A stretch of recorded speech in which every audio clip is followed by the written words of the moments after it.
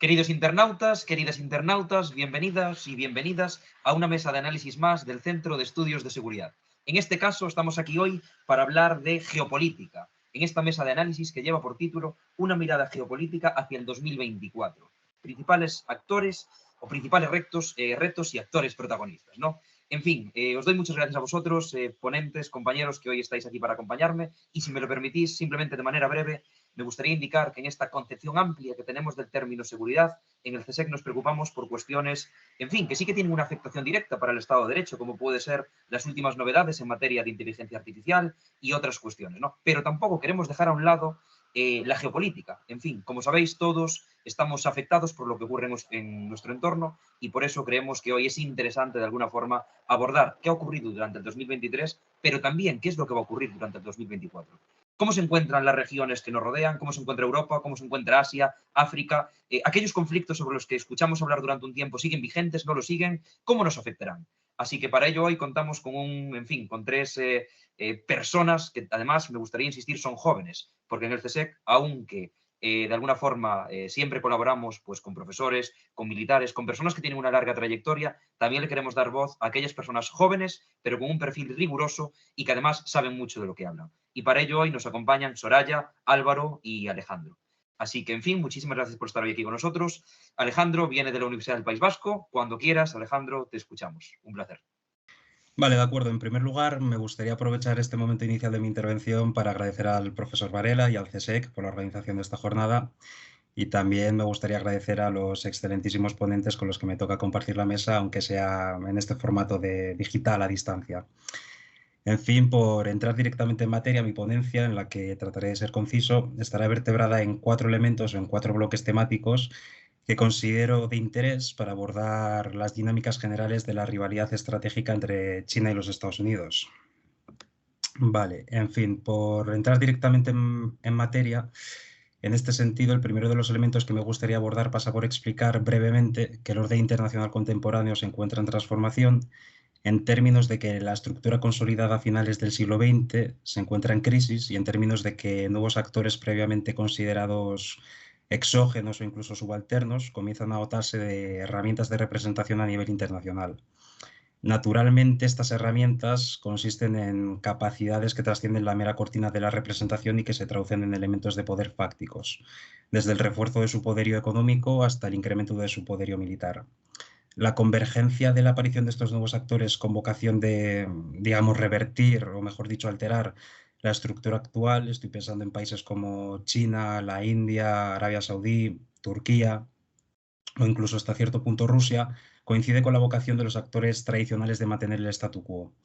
Ello deriva en que podemos dar cuenta a grandes rasgos de ciertos elementos de fricción o de contingencia entre los unos y los otros, y es aquí, a mi parecer, donde encaja la rivalidad estratégica entre China y los Estados Unidos, en tanto que son las dos principales potencias del sistema.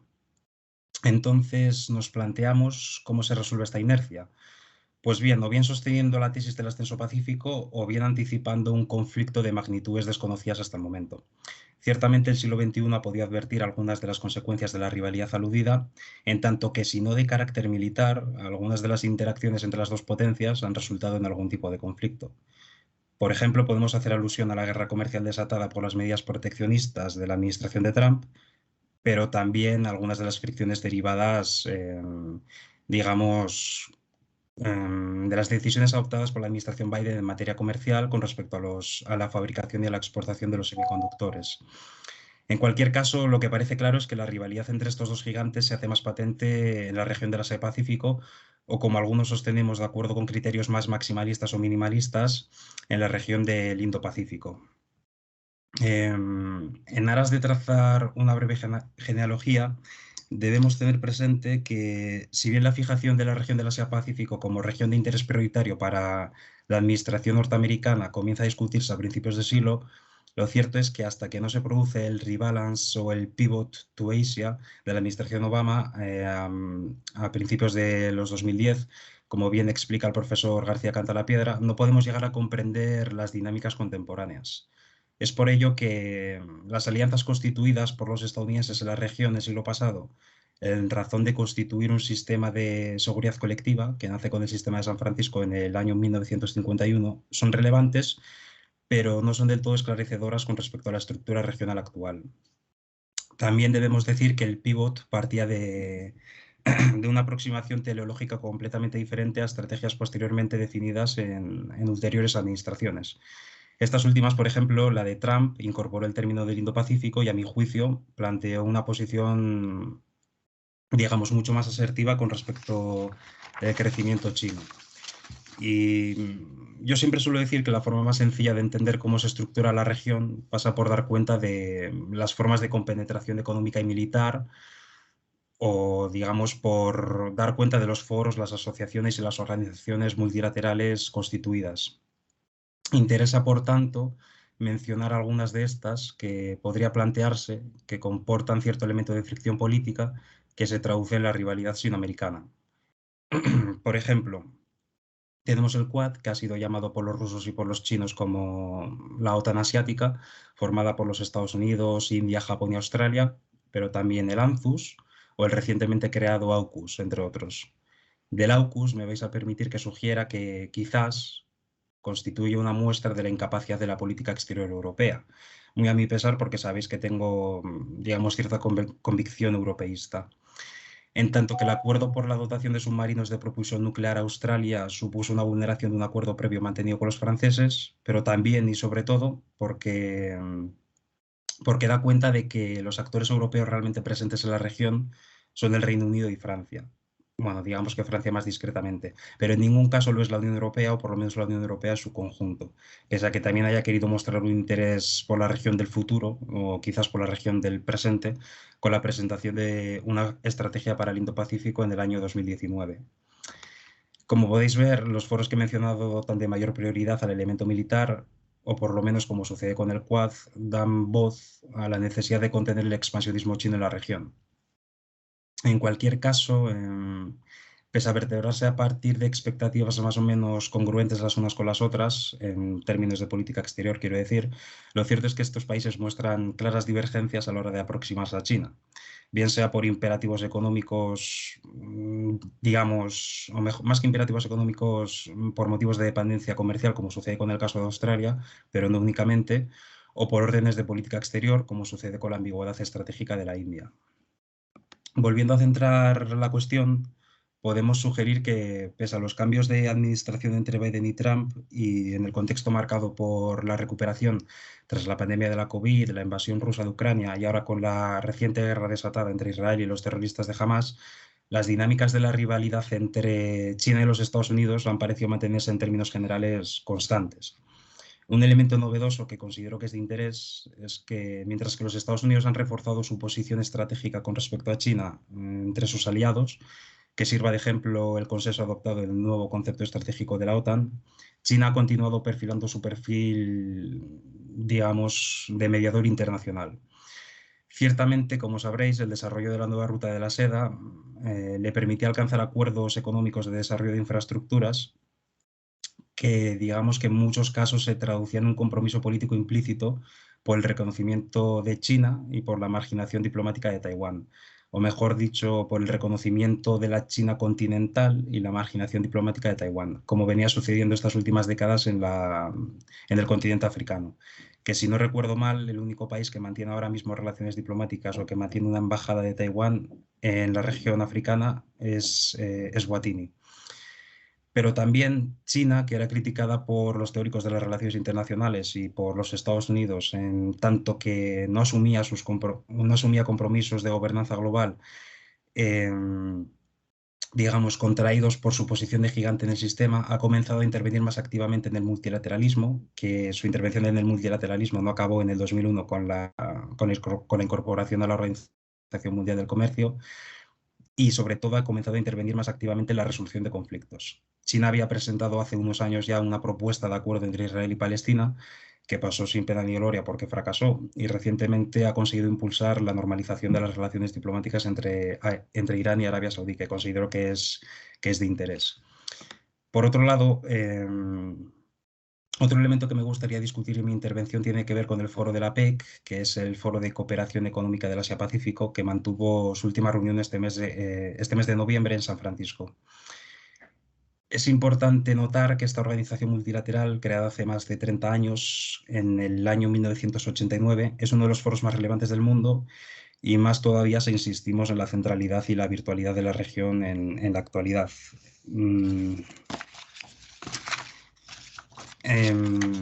Prueba de ello es que aglutina una veintena de economías, porque como sabréis en el APEC no se reúnen estados al uso o países al uso, sino que se reúnen economías que representan aproximadamente más del 60% del PIB y alrededor del 38% de la población mundial. Y digamos, a mi juicio, más interesante que la celebración de la reunión del foro fue que pudimos ver un intento de acercamiento de posturas entre China y los Estados Unidos con mayor o con menor éxito. El presidente Biden, tras las reuniones mantenidas con Xi Jinping, reiteraba su compromiso con la región, decía que no tenía intención de marcharse y explicaba que era consciente de la competición en todos los sentidos que mantenía con China. Asimismo, anunciaba que se volvía a establecer un contacto directo entre los ejércitos respectivos, entre el ejército estadounidense y el ejército chino, a modo de evitar cualquier malentendido, pues podría ser fatal. Y el presidente Xi, por su parte, también consciente de la naturaleza de la rivalidad estratégica con los Estados Unidos, insistía en su máxima de aplicación recíproca, y es importante el adjetivo de recíproco, de no intervención en los asuntos domésticos de otros países. En suma, sostenía, como viene sosteniendo algo más de una década, que el ascenso de China será pacífico, aun si bien la reunificación de Taiwán es, y cito textualmente, imparable. A partir de aquí, ¿qué otros elementos quedan por discutir o discernir en el futuro? Pues mira, con esto ya acabaré mi intervención, pero por lo menos me gustaría apuntarlos para que posteriormente podamos discutir sobre ellos. Por un lado tenemos el hecho de que la consistencia de las alianzas políticas formadas en la región del Indo-Pacífico no son tan estables como uno podría imaginar en una primera instancia, en el sentido de que quizás la aproximación estratégica de los países que forman parte de las coaliciones que yo he mencionado, como sucede con el Quad, en el caso de la India, no son tan predecibles en primera instancia como podríamos pensar. Y así tenemos el caso de que India, pues, por ejemplo, digamos que al igual que forma parte de este tipo de coaliciones que están pensadas no explícitamente para contener el expansionismo chino, también participa de estructuras multilaterales de cooperación desplegadas por China, como sucede con el caso de la Belt and Road Initiative o también con la Organización de Cooperación de Shanghái. El segundo de los elementos tiene que ver también con la centralidad de la región del Indo-Pacífico y del Asia-Pacífico que he tratado de subrayar a lo largo de mi intervención, en el sentido de que al igual que apuntaban unos informes recientes del Fondo Monetario Internacional y del Banco Mundial, la región parecía mostrarse, pues como decía, que no solamente es una región del futuro, sino que es una región del presente, en el sentido de que el crecimiento económico o las tasas de inflación, el crecimiento económico es mucho mayor que otras regiones y las tasas de inflación es razonablemente o sensiblemente menor a la de otras regiones. Pero también es importante destacar el elemento militar, en el sentido que también salían unos informes del SIPRI que explicaban que la región ha mostrado un crecimiento o dinámicas de crecimiento militar constantes desde 1980.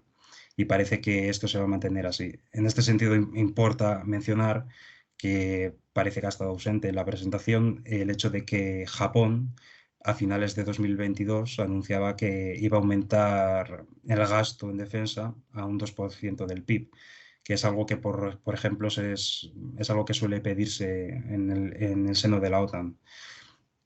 El tercero de los elementos que a mí me gustaría tener en consideración es el hecho de que tenemos el caso de Taiwán y, tal y como decía, Xi Jinping explicaba que la anexión de la isla era pues imparable. En este sentido tendremos que decir o tendremos que pensar al respecto de que esta anexión se hará de forma pacífica, se hará un ataque, cuando se hará, intervendrán los Estados Unidos, intervendrán las coaliciones desplegadas en términos de contención del expansionismo chino, qué dirá ASEAN, qué dirá Japón, qué podría suceder en la península coreana, que son todo interrogantes que podemos dejar para más adelante. Y el último de los elementos que me gustaría mencionar, y con esto acabar mi intervención, tiene que ver con las elecciones de los Estados Unidos en el año 2024, dentro de un año, en el sentido de que si podemos sostener hasta cierto punto que la administración Biden ha tratado de esforzarse por digamos, acercar posturas con China, ¿qué podríamos esperar en el caso de que pues llegase un perfil más asertivo en política exterior, que llegase el propio Trump o que llegasen perfiles similares como Ron DeSantis o algún otro republicano? Entonces, digamos que yo creo que esos son los elementos que son de mayor interés a tener en consideración al respecto de lo que podría pasar en términos de la rivalidad estratégica entre China y los Estados Unidos para el año 2024. Muchísimas gracias, Alejandro, por tu intervención. Cogeré esta pílula que nos dejabas al final y después te haré alguna pregunta en este sentido. Y en todo caso, te agradecemos mucho desde el CSEC, no solo la claridad, sino que te hayas decidido centrar en una región cuya estabilidad, desde luego, tendrá grandes implicaciones para Europa y para el resto del mundo. Muchísimas gracias, Alejandro. Ahora es el turno de Soraya Ibar Lafú, directora de Africa Mundi. Así que, Soraya, cuando quieras, te escuchamos muy atentamente.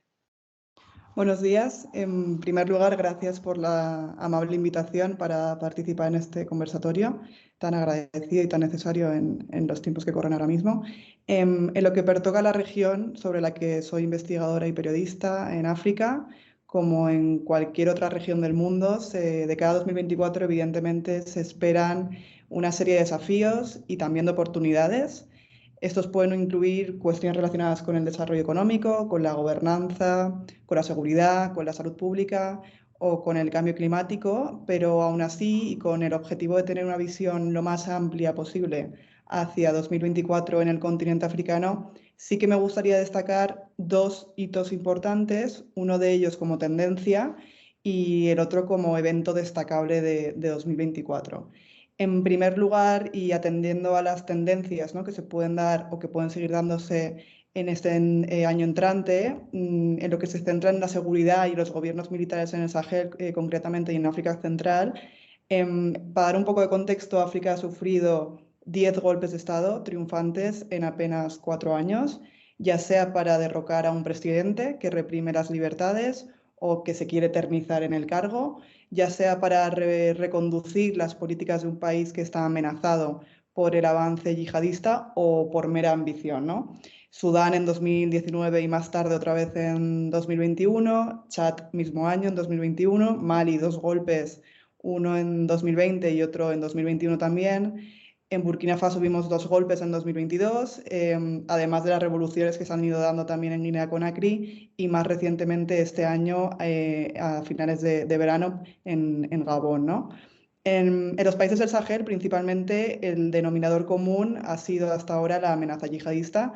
Todos los golpistas han justificado sus acciones por la necesidad, ¿no?, de reconducir la política antiterrorista.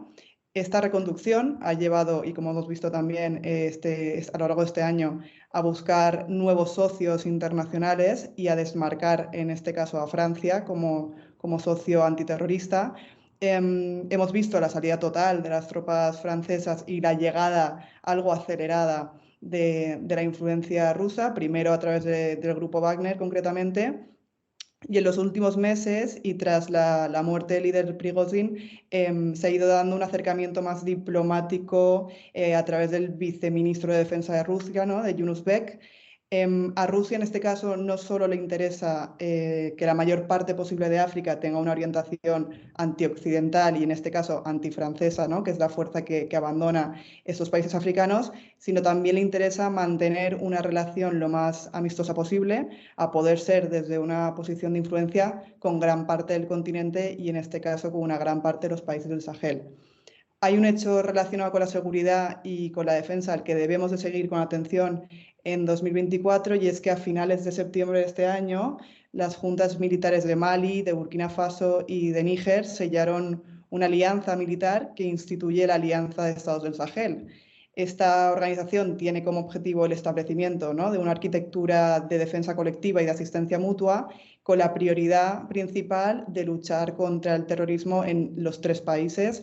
Eso es una reacción, es una promesa también de apoyo recíproco realmente ante las presiones de organismos como la Comunidad Económica de Estados de África Occidental, la CEDEAO, y la misma Unión Africana, ya que ambas organizaciones han suspendido a los regímenes golpistas de los 3 estados Y en 2024, en este caso, debemos atender, ¿no?, así otros países que también se han sumado a esas oleadas golpistas estos últimos 4 años podrían unirse también al nuevo grupo de 3 y alimentando de esta forma la preocupación, ¿no?, de un conflicto a escala regional que podría tener como base Níger. Aún así, está por ver si esta alianza, más allá de las formalidades, acaba traduciéndose realmente en una cooperación activa y una cooperación profunda como la que existe ya entre los miembros, o por lo menos hasta la invasión de Ucrania, de los miembros de la OTAN. Aún así, en 2024 debemos también de dejar subestimando, ¿no?, las fuerzas poderosas del Sahel con un objetivo común, que además ya han demostrado que están dispuestas a trabajar para conseguirlo. Por otro lado, como comentaba al principio de mi participación en esta charla, hay otro hito al que debemos de prestar atención de cara a este 2024, que se centra más en unos eventos electorales que se van a dar en el continente tanto a finales de este año como a principios del que viene, y concretamente en relación a la República Democrática del Congo y Senegal. Primero, República Democrática del Congo, como bien sabréis, se prepara para unas elecciones generales ahora a finales de diciembre, concretamente alrededor del 20 de diciembre. El actual presidente, Félix Tshisekedi, se presenta para un segundo mandato al mando del país, aunque sí que es cierto y debemos de tener en consideración que la oposición es fuerte, está apretando, ¿no?, y las alternativas políticas son varias. Como analistas debemos de tener el ojo además en una región muy concreta de la República Democrática del Congo, que es el Nord Kivu. Allí se están dando conflictos armados que siguen agitando el país y no solo operan allí mismo los rebeldes del M23, sino que además es la región del país donde más se concentra el mayor número de electores de cara a estas elecciones.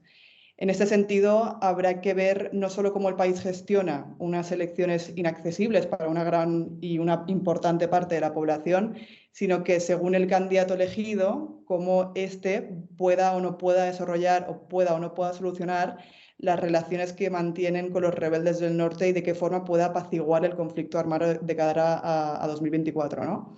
Desde finales de 2022 realmente el gobierno aceptó la intervención de la fuerza regional de la Comunidad de África Oriental, pero la realidad es que el M23 sigue presente. Por otro lado, también hay zonas que incluso son inaccesibles para el ejército congoleño, y a ello se suma también que hay un conflicto medio regional, ¿no?, porque el ejército de Ruanda también está involucrado en la parte de los rebeldes y opera en contra del ejército congoleño.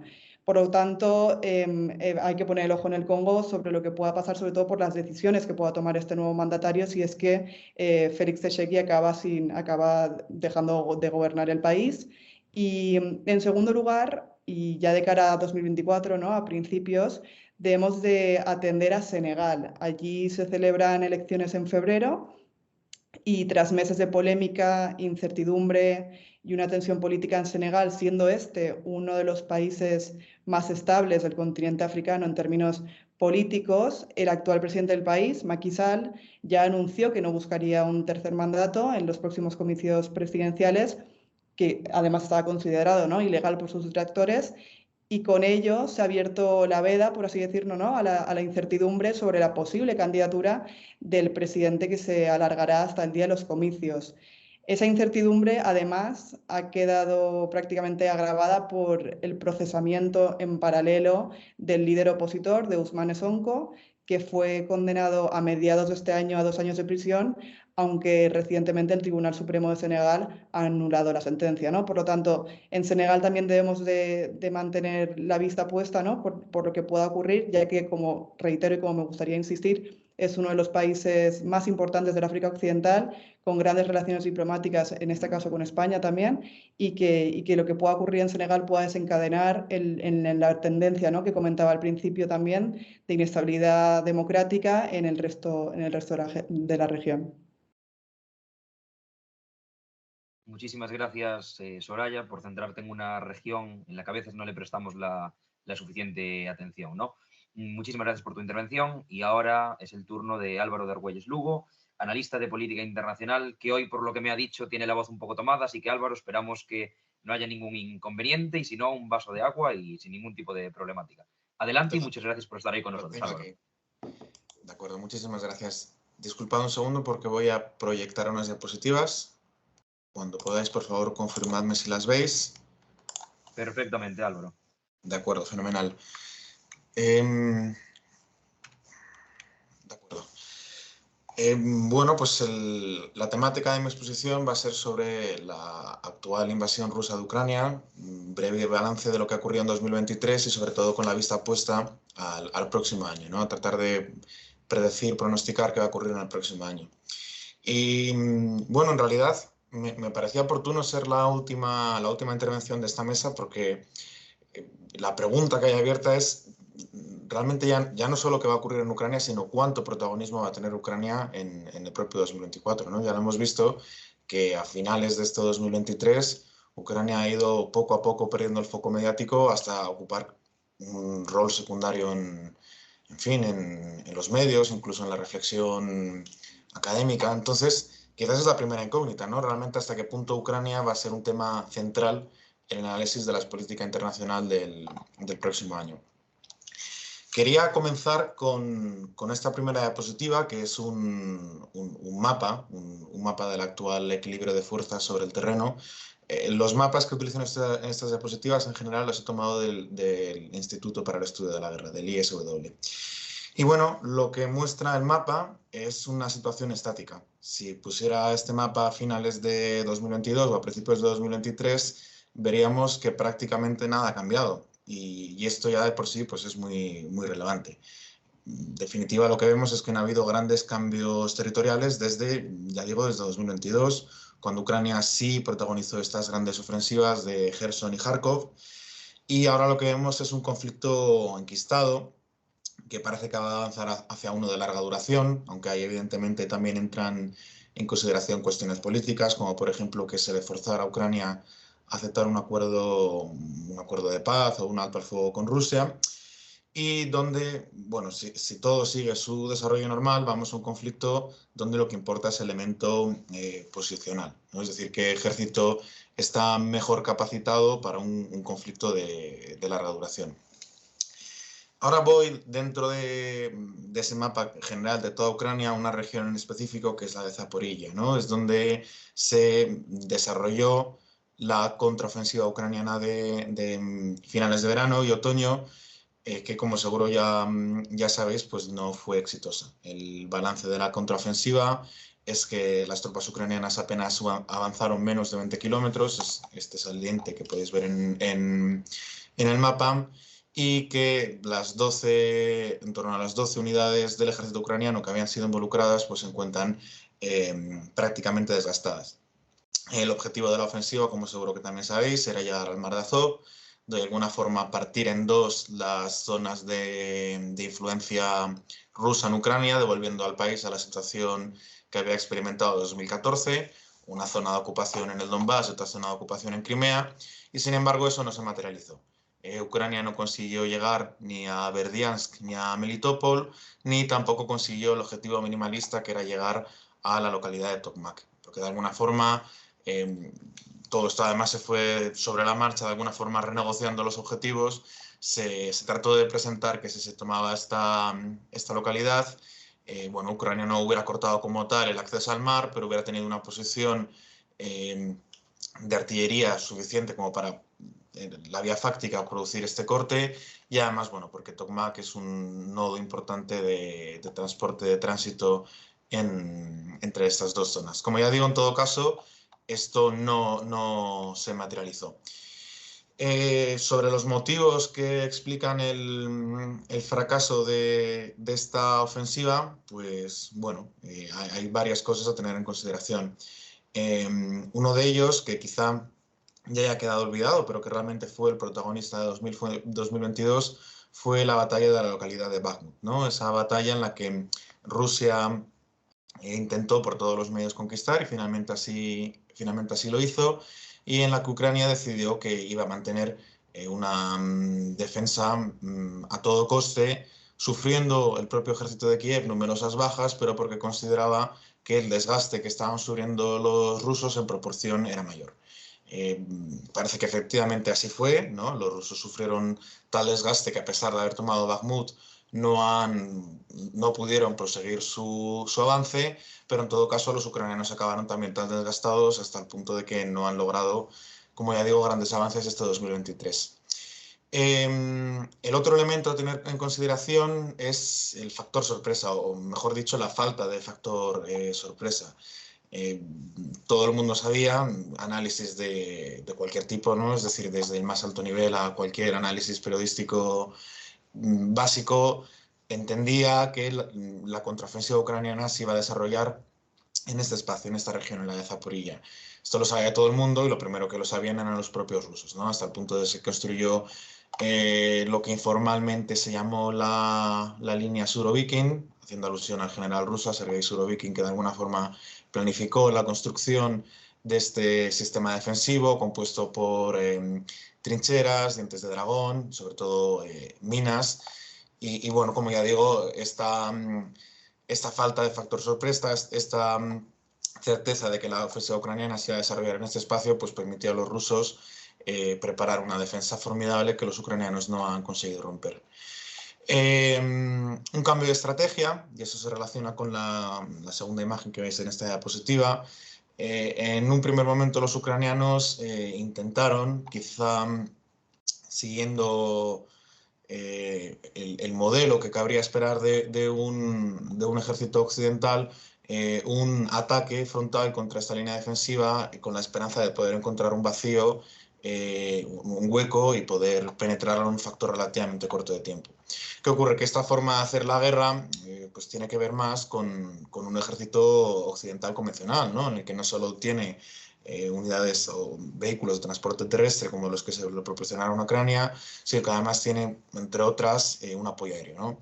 Esta clase de incursiones, como ya digo, fracasaron. La fotografía muestra buena parte de los vehículos Leopard y también los Bradleys que recibió Ucrania de Estados Unidos, que en las primeras prácticamente semanas de llegar a Ucrania ya estaban en buena parte destruidos.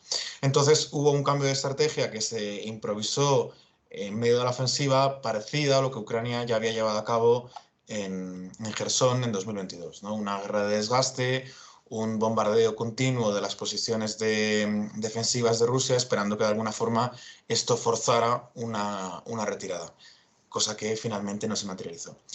Y luego el suficiente apoyo occidental. Volveré más tarde a esta idea, pero Ucrania contaba con una serie de materiales militares que iban a ser previstos por Estados Unidos y la Unión Europea, que no llegaron ni en la cantidad ni en el tiempo que se habían previsto.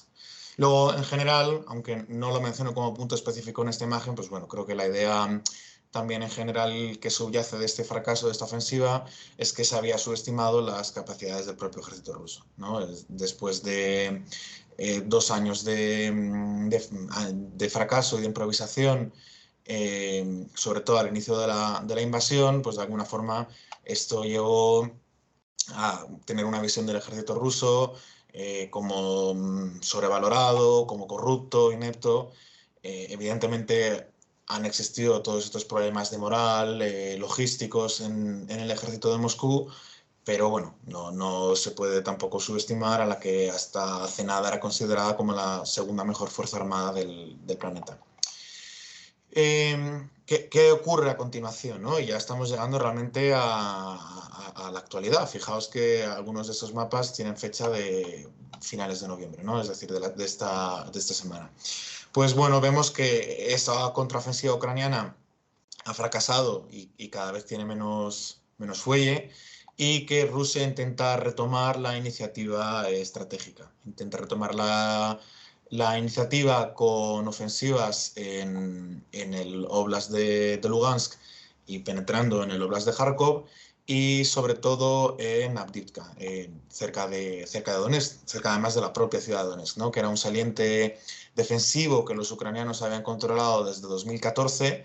Desde 2014 se había permanecido sin un cambio de manos, pero que poco a poco los rusos están consiguiendo penetrar. ¿Esto cómo se ha conseguido? Bueno, pues de alguna forma aquí vemos que Putin o Rusia está replicando la estrategia que ha venido siguiendo en estos casi 2 años. Básicamente, mandar tropas hasta que se produce una inundación del frente, ¿no? Lo que informalmente en la prensa se llama como una picadora de carne, que bueno, no deja de ser una imagen que, en fin, yo creo que todo el mundo entiende el significado. Consecuencia de ello, bueno, sí, Rusia avanza, pero con más de 300.000 bajas desde el inicio de la invasión. En particular, noviembre de 2023 ha sido el peor año para Rusia en número de bajas desde el inicio del conflicto, con 930 bajas en soldados por día, incluso superando el récord de la batalla de Bakhmut en marzo de este año, que era de 790 soldados por día.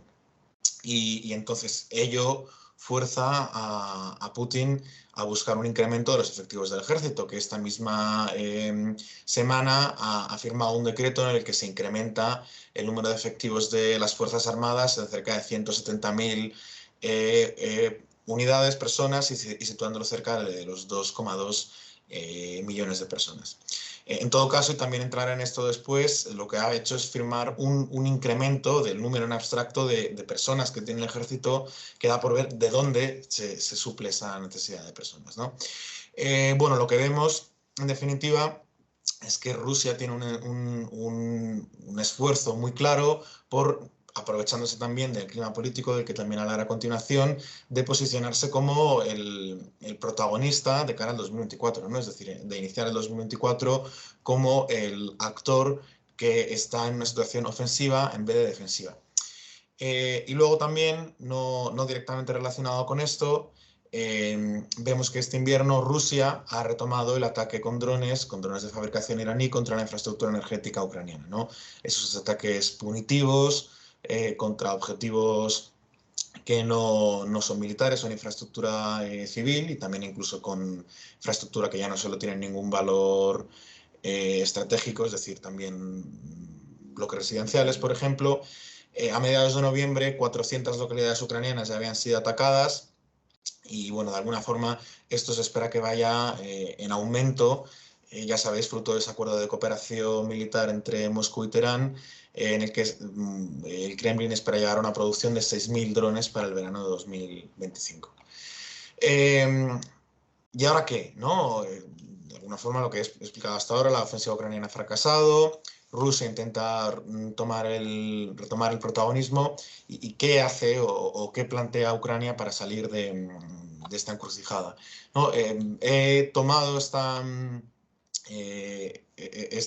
captura de pantalla de este artículo del propio comandante jefe del ejército ucraniano, de Valery Zaluzny, porque él expone de forma muy clara en este texto hacia dónde cree que debería ir la guerra, ¿no? Y debería ir hacia un conflicto de larga duración, posicional, como he mencionado antes, donde la tecnología, de alguna forma la tecnología y por tanto el apoyo occidental, sea clave para romper ese impasse. De alguna forma esto ya se ha empezado a materializar en la batalla por el Mar Negro. Fijaos que hasta ahora estaba diciendo un análisis, ya lo digo, una valoración abiertamente negativa, mala, de la contraofensiva ucraniana terrestre, pero sin embargo sí que ha logrado otros logros, porque ha abordado el conflicto de otra forma, que son muy, muy llamativos. Uno de ellos tiene que ver con la batalla por el Mar Negro. Esta batalla, o este nuevo teatro propiamente dicho, inició en septiembre de este mismo año, cuando Ucrania se propuso destruir los sistemas de defensa antiaéreos que Rusia posee en la península de Crimea, logrando destruir 2 de esos 5 sistemas.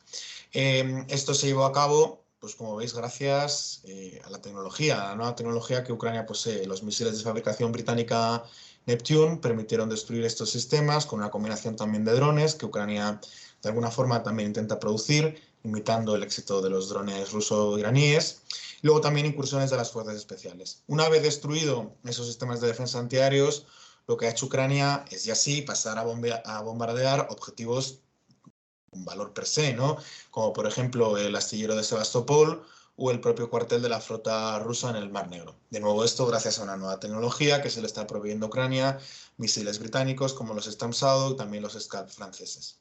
Y finalmente, en paralelo también esos ataques de misiles de largo alcance, ataques con drones submarinos de fabricación propia, que esto ha sido una apuesta clara del presidente Zelensky y que también está logrando muy buenos resultados.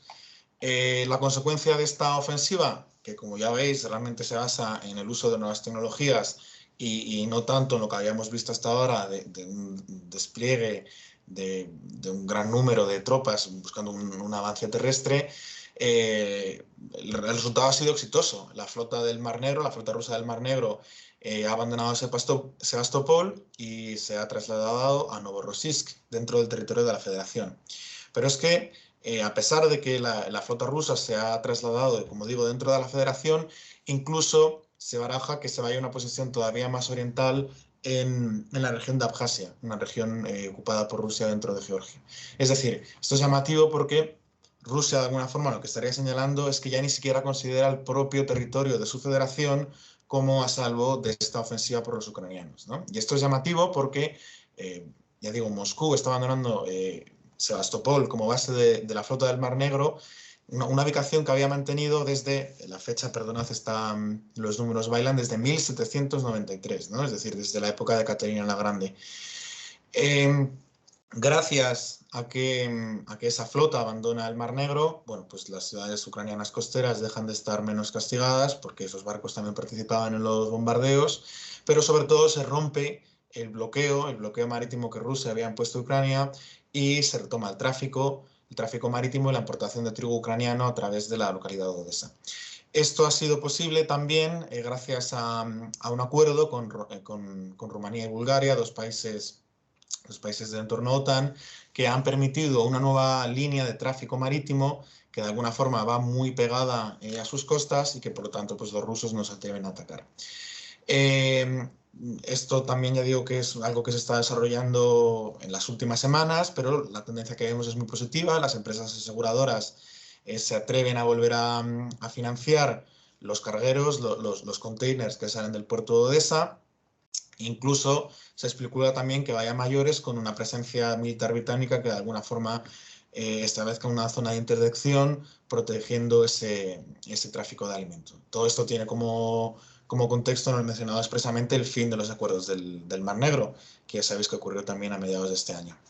Y todo esto es muy importante porque, bueno, en la medida en la que Ucrania recupera una fuente de ingresos, puede financiar su guerra en el medio y en el largo plazo, pero también porque golpea directamente a Rusia, que de alguna forma se estaba tratando de posicionarse a sí misma como la alternativa al grano ucraniano y como el principal proveedor de alimento para buena parte del planeta. Fijaos que en el último año Rusia había pasado a representar del 16 al 22,5% del mercado global del grano, y ese crecimiento había sido en buena parte a costa de Ucrania, que había bajado del 9 al 6%, ¿no? De alguna forma lo que Rusia estaba intentando conseguir era sustituir esa dependencia o complementar esa dependencia que ya tenemos hacia Moscú en el plano energético, llevarlo también al plano alimentario. Por lo tanto, ya digo que este triunfo ucraniano en el Mar Negro no puede ser subestimado.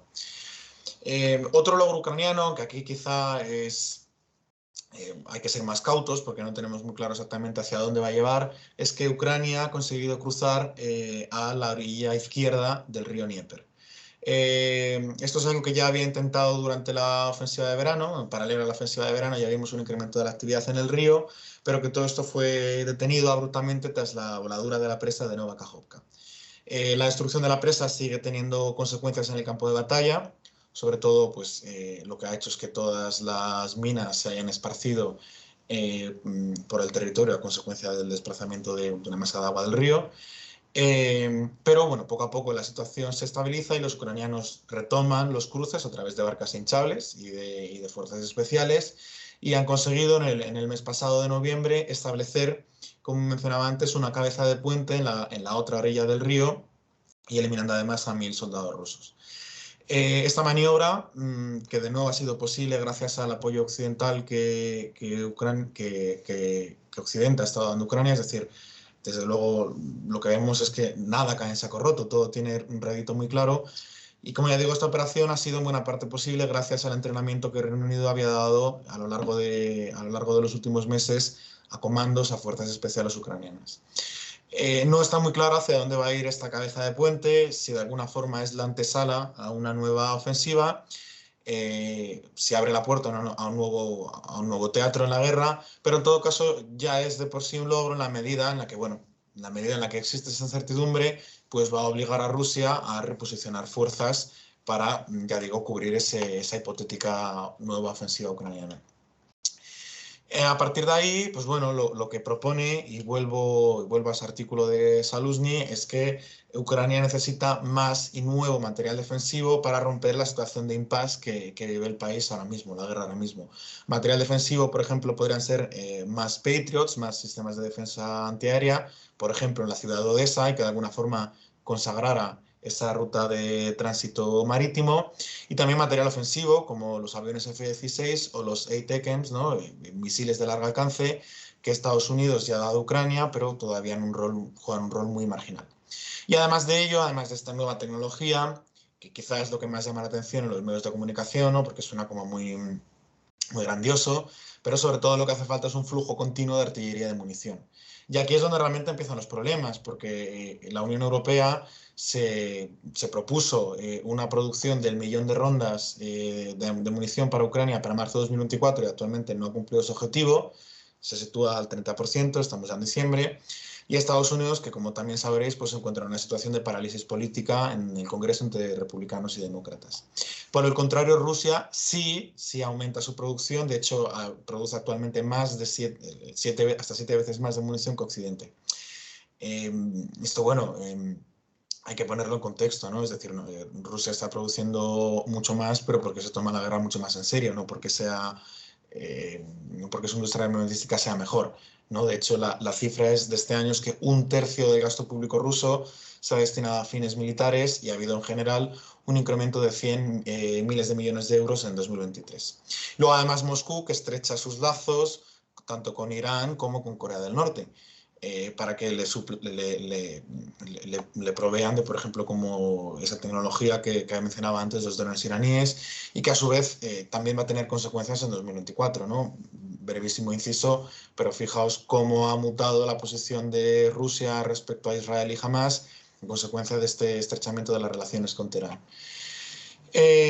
Bueno, en definitiva, y ya voy acercándome a la conclusión, es que Ucrania no está mal posicionada para 2024 y que Ucrania, de hecho, ha logrado logros a finales de 2023 y logros, ya digo, de calado incluso desde una perspectiva histórica, pero que en definitiva todo depende de la voluntad de la Unión Europea y de Estados Unidos de alguna forma de contrarrestar o de igualar, ya mencionaba antes, ese tercio del gasto público que Rusia destina a la guerra. Evidentemente no haría falta que llegáramos a esos umbrales, pero sí que es evidente que hay que producir más, o por lo menos cumplir los objetivos que nosotros mismos nos hemos propuesto.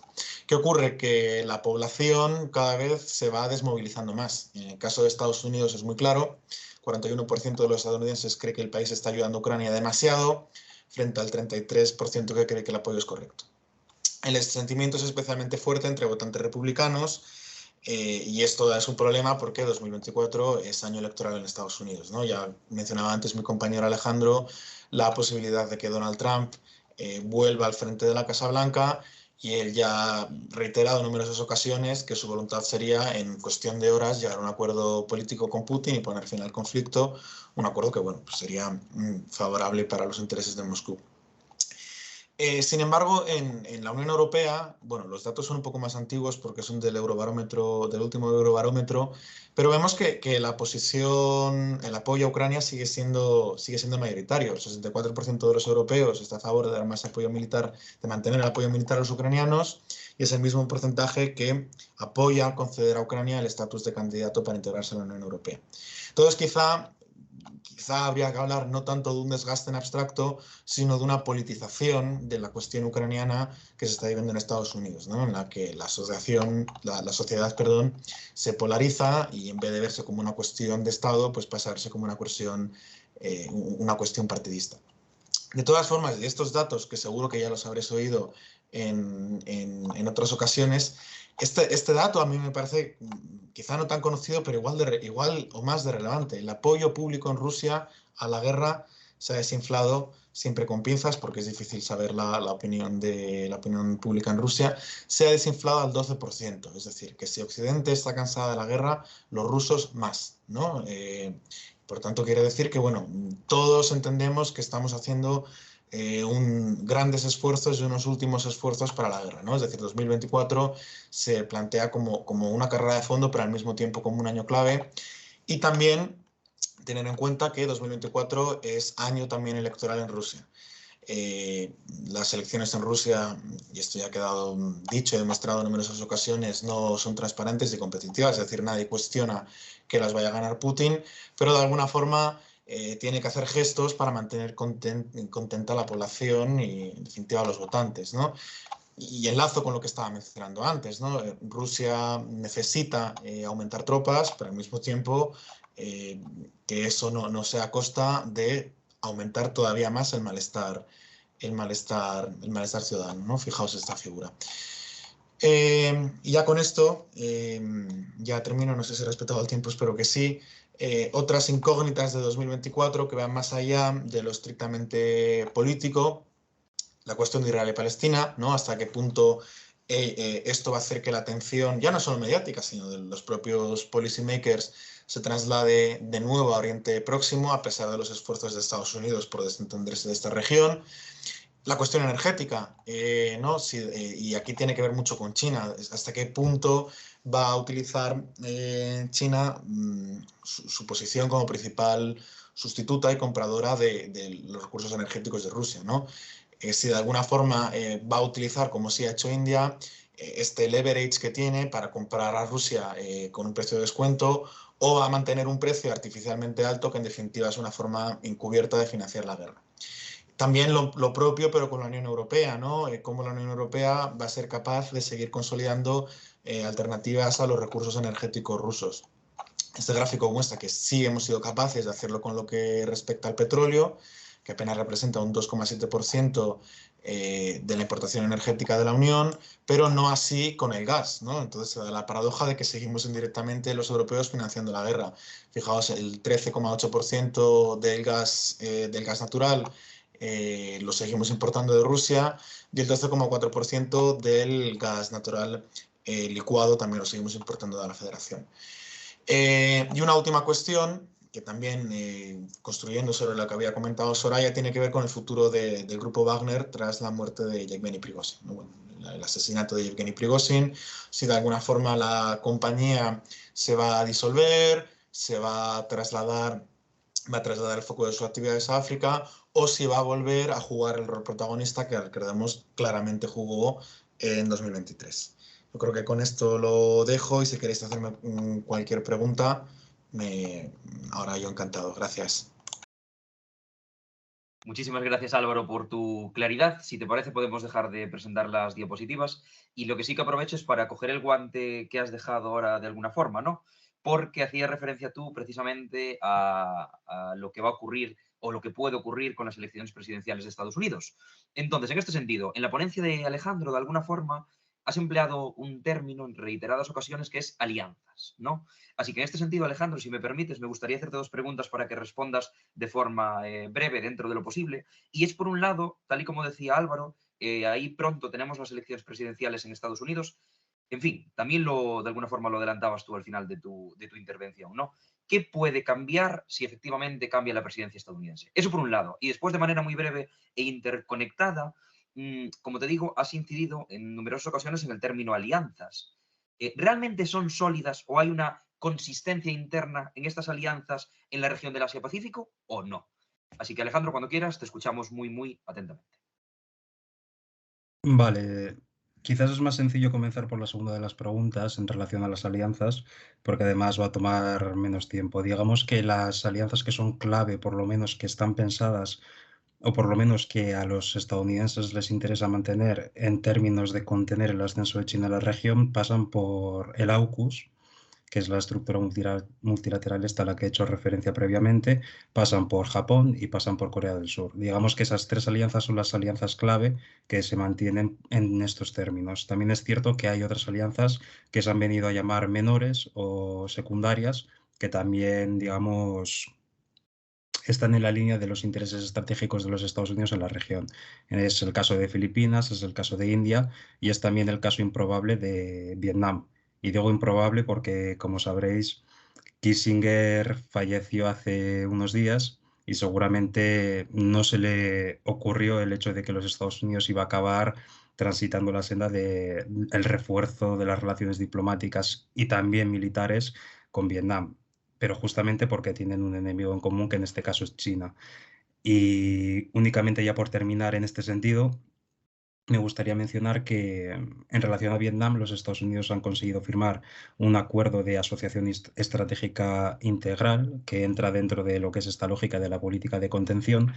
Y también, si recordáis, a principios de año, tanto la OTAN, la representación de la OTAN, Stoltenberg, el secretario general, como el secretario de Estado de los Estados Unidos, el secretario de Defensa, perdón, de los Estados Unidos viajaron a la región del Indo-Pacífico para, digamos, reforzar acuerdos previamente mantenidos con socios clave, como los que he mencionado, que son Corea del Sur, Japón y Filipinas, pero también para, digamos, extender el foco o el alcance de la disuasión en este sentido. Y, por ejemplo, el 2 de febrero de 2023 los estadounidenses consiguieron reabrir su embajada en las islas. También es importante mantener que quizás he puesto el foco sobre todo en China, pero en la región un elemento de inestabilidad también pasa por Corea del Norte o por la amenaza que puede suponer Corea del Norte. En este sentido, Estados Unidos, digamos que llegó a un acuerdo con Corea del Sur para asegurarle cierto amparo nuclear en caso de que, pues, en caso de poder proveerse frente a la amenaza de Corea del Norte. La segunda de las preguntas que me realizabas al respecto de los Estados Unidos, digamos que yo siempre suelo mantener que existe cierto consenso bipartisano entre republicanos y demócratas en relación a lo que representa el reto estratégico de China. Y digo reto porque a la hora de establecer el consenso no únicamente lo entienden como una amenaza, sino como un reto. Y esto ya se venía manifestando desde incluso antes de lo que fue el Pivot to Asia, que a principios de siglo. Y en mi opinión, a mi juicio, yo creo que aun si entrase una administración republicana o algo más asertiva con lo que es el posicionamiento diplomático con respecto a China, digamos que las tendencias serían, como he mencionado en mi intervención inicial, constantes, se mantendrían constantes. Lo que sí que es cierto es que no es lo mismo tener un perfil republicano como Ron DeSantis que tener un perfil republicano como Donald Trump, que digamos que con Donald Trump los exabruptos diplomáticos serían mucho más frecuentes, pero digamos que en términos de las relaciones mantenidas entre los dos gigantes, ese elemento de competición se seguiría manteniendo. También he comentado en mi presentación inicial que si bien Donald Trump endureció su postura al respecto de China en términos de la guerra comercial que desató tras la promoción de medidas proteccionistas que también afectaron a los europeos, también es cierto que Biden o la administración actual ha lanzado algunas medidas también relevantes para tratar de ser competitivo o para tratar de no dejarle el paso libre a China en todo lo relativo a la producción y exportación de semiconductores, pero también en lo relativo a la producción de 5G y etcétera. Entonces, no sé si he podido responder del todo, pero digamos que eso sería un poquito. Muchísimas gracias, Alejandro. Has de alguna forma satisfecho mis dudas o mis inquietudes de forma plena. Si de alguna forma tú hablabas del término alianza de manera insistente, Soraya, en tu caso de alguna forma has hecho pequeñas referencias al término medio ambiente, ¿no? en el CSEC, y creo que en el resto de instituciones, organismos, incluso la ciudadanía, tiene claro de que en la actualidad uno de los principales retos es el medio ambiente y que este tiene consecuencias directas en lo que a seguridad se refiere. Bien porque de alguna forma afecta al principio de igualdad, bien porque ahonda en otro tipo de desestabilizaciones, ¿no? Entonces, en este sentido, partiendo también de que en la actualidad se está celebrando la COP28, no sé qué nos puedes decir, ya que esta mesa no solo va de contextualización del lugar, sino también de perspectiva, ¿qué nos puedes decir de lo que en cuanto a seguridad climática en el continente africano se puede esperar para el 2024, ¿no? También teniendo en consideración, pues en fin, las posibles aplicaciones efectivas de aquellas conclusiones o fondos derivados de la COP27 celebrada, si no me equivoco, en Egipto. Así que si nos quieres hacer una pequeña, en fin, previsión de qué va a ocurrir, qué ocurre, qué pasará, te lo agradecemos. Efectivamente, como comentas, hay que tener en consideración lo que se ratificó, ¿no?, en esa celebración de la COP27 en Egipto el año pasado. En ese momento se acordó un fondo de pérdidas y de daños que se refería a esas consecuencias negativas que se derivan de los riesgos inevitables del cambio climático, pues como puede ser la subida del mar, como pueden ser las oleadas de calor prolongadas, la acidificación del mar o incluso la desertificación, ¿no?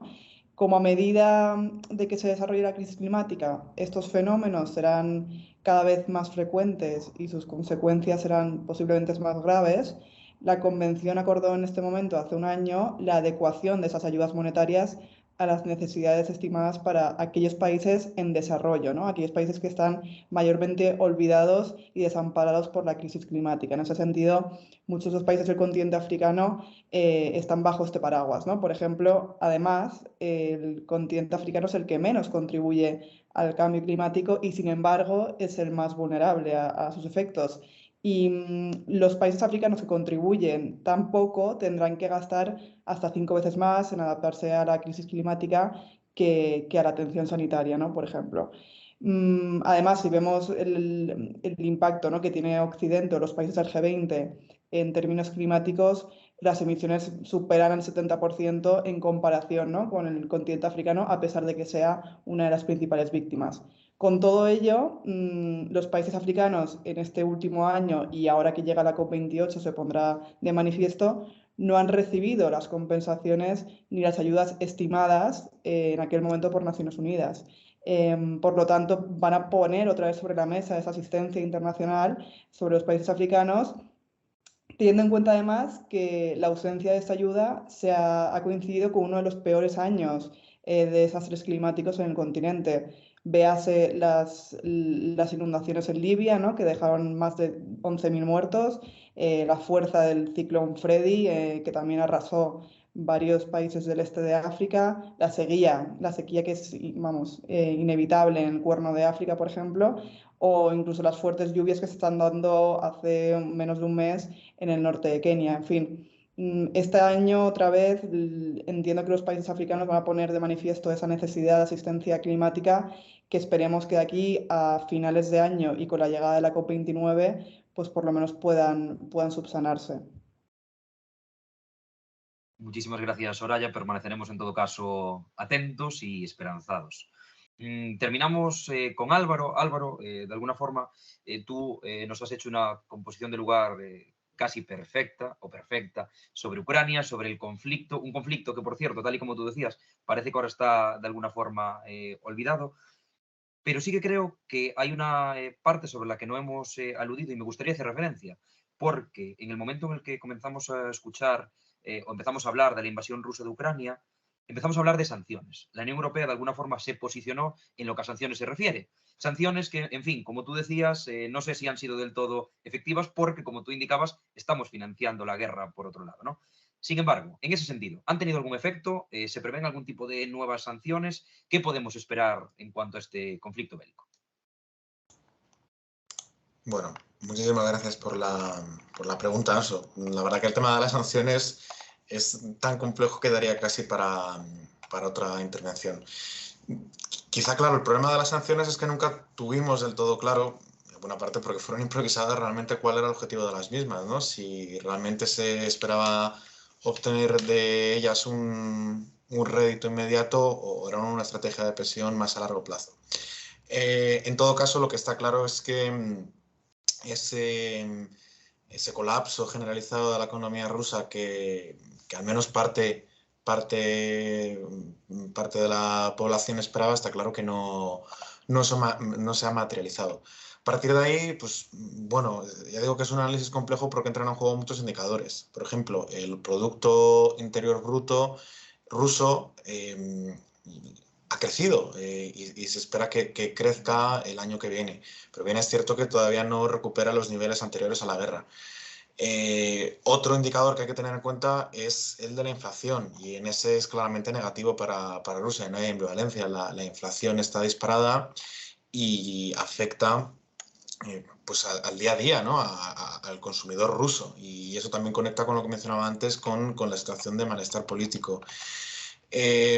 Las exportaciones e importaciones de productos energéticos, mencionaba antes la paradoja de que sigamos financiando la guerra indirectamente, pero bueno, han disminuido, y eso es positivo, incluso aunque Rusia haya sido capaz de buscar alternativas, porque de alguna forma nos da libertad a la Unión Europea a la hora de perfilar nuestra política exterior. Y luego hay que hablar también de los activos congelados, ¿no? Que son cerca de 300 miles de millones de euros en activos congelados. Más allá de este imagen general, hago ya un poco de análisis por mi parte. Yo creo que el principal problema ha tenido que ver con la evasión de las sanciones. Evasión que tiene que ver tanto con redes que de forma clandestina, barcos piratas, es decir, que ayudan a Rusia a romper esas sanciones, pero que también tiene que ver con la actuación de terceros países, ¿no? Y ahora, a final de año, es un buen momento para analizar esto, porque, claro, más y más países dan los datos de su ejercicio económico anual. Y la semana pasada, por ejemplo, yo estaba mirando los datos que tenían que ver con Turquía, y decía que las exportaciones, los datos decían que las exportaciones, el valor de las exportaciones de Turquía a Rusia había aumentado, no lo recuerdo exactamente, pero del 25 a 150 miles de millones de euros, ¿no? Es decir, que de alguna forma las sanciones no funcionan porque Rusia está comprando tecnología europea a través de terceros países. Y luego la otra principal cuestión a tener en consideración de cara a 2024, ya cierro si te parece bien haciendo un poco de perspectiva, tiene que ver con esa decisión que se tomó en la última reunión del G7, cuando se creó lo que se conoce como la Price Cap Coalition, ¿no? Donde de alguna forma lo que se quería era imponer una especie de límite al precio del barril ruso comercializado por vía marítima de 60 o 70, ahora mismo no lo recuerdo bien, dólares. Eso todavía no se ha materializado, pero bueno, va a tener mucho protagonismo el año que viene. Incluso se ha barajado la posibilidad de que Dinamarca imponga una especie de bloqueo marítimo al flujo de petróleo, ya digo, de Rusia. Eso es lo que respecta al petróleo. Y lo que respecta al gas, antes mencionaba también las diapositivas del el volumen de comercio de gas. También Estados Unidos ha fijado como prioridad impedir que Rusia de alguna forma se convierta en un protagonista a nivel mundial del comercio del gas, y sobre todo del gas natural licuado. Y por primera vez hemos visto a finales de este año sanciones de Estados Unidos que se dirigen al gas, a este tipo de gas. Que esto es llamativo precisamente por lo que comentaba antes, ¿no? Porque uno de sus principales compradores seguimos siendo la Unión Europea. Entonces, esto va a tener que ver de nuevo con una cuestión de voluntad política, ¿no? Si al final vamos a estar dispuestos a sancionar y a limitar un producto que nosotros mismos consumimos. En todo caso, ya digo que para 2024 Estados Unidos ha fijado como uno de sus objetivos estas dos cosas, ¿no? Luchar contra la evasión de sanciones a través de terceros países y, sobre todo, ya hemos acabado con esa dependencia en el plano del petróleo, moverla también al gas para ahora ya, sí, de una vez por todas, pues acabar con esa fuente de financiación que tiene Rusia. Muchísimas gracias, Álvaro, por tu claridad. Si os parece, Gracias. damos cierre a esta mesa en la que, sinceramente, me gustaría preguntaros muchas más cosas, pero el tiempo premia. Y lo único que me gustaría es cerrar con una pequeña frase o reflexión, porque todos vosotros, Soraya, Alejandro, Álvaro, os agradezco que hayáis decidido poner el foco en elementos que de alguna forma están olvidados de la opinión pública, ¿no? En fin, Ucrania, durante un tiempo solo escuchábamos hablar de Ucrania, pero parece que ahora la opinión pública se ha decantado o se ha centrado en otras regiones, ¿no? En cuanto a Alejandro, lo mismo ocurre del Asia-Pacífico, ¿no? Siempre, de manera constante, escuchamos hablar, pero no con la preocupación sobre la de otros, que sí que prestamos otros temas, ¿no? Y Soraya, ¿qué decir de África? El continente, como tú decías, que menos contribuye, por ejemplo, al cambio climático, pero que más sufre en ello. Entonces, desde el CSEC, desde la concepción que tenemos del término seguridad y también de centros como el nuestro que reciben fondos públicos, creemos que es realmente importante centrarnos en aquellas cuestiones en las que la ciudadanía debe saber, los estudiantes que nos escuchan, los investigadores, los profesores, la ciudadanía con intereses, pues de alguna forma debemos aportar la información en este sentido, ya que no siempre pues los medios mediante los que tradicionalmente se informan, pues abordan las mismas. Así que sin más, muchísimas gracias a vosotros, muchísimas gracias a aquellas personas que siempre nos escuchan atentamente y, en fin, no dejéis de vernos. Un placer y muchísimas gracias. Muchísimas gracias por la moderación, Anso. Gracias.